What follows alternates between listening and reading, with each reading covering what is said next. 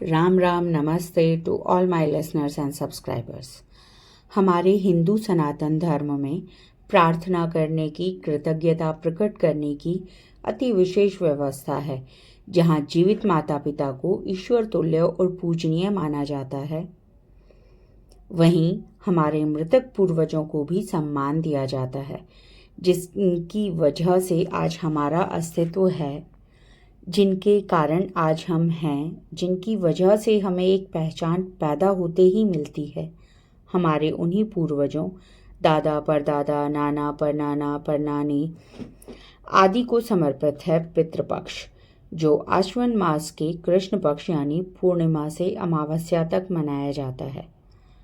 वेदों, पुराणों और लोक कथाओं के अनुसार यमराज इस पितृपक्ष में हमारे पूर्वजों की आत्माओं को, जिन्हें किसी शरीर की प्राप्ति नहीं हुई होती है, अपने परिवारों से मिलने के लिए मौका देते हैं और ये पितृ आत्माएं अपने स्वजनों द्वारा किए गए श्राद्ध कर्म को ग्रहण कर उन्हें आशीर्वाद देते हैं।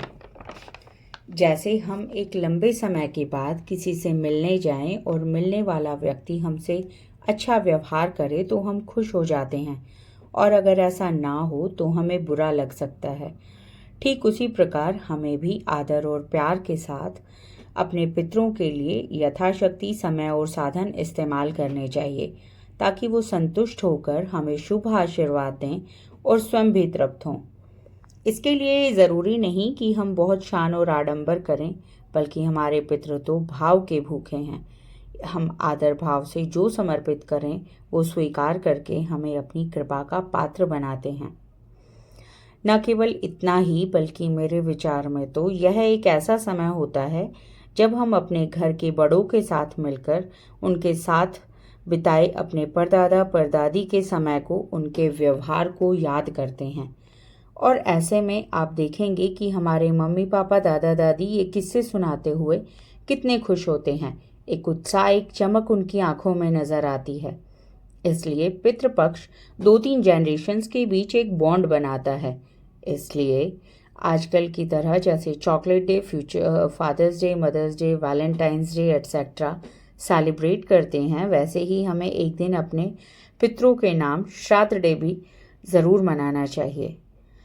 इसके अलावा पितृपक्ष का एक रोचक तथ्य भी है कि बड़ या पीपल के पेड़ों को किसी बीज या कलम से नहीं लगाया जा सकता, बल्कि इनके फलों को कौवा पक्षी खाता है और उसके पेट से प्रोसेस्ड होकर उसकी बीज से इन पेड़ों के बीज अंकुरित होकर पेड़ बनते हैं।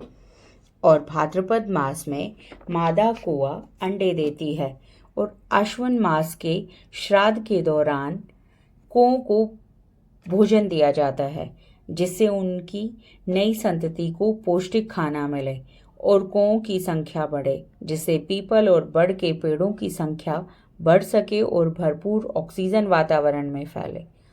कितनी अद्भुत है हमारे सनातन धर्म की प्राकृतिक व्यवस्था। Thank you for listening me.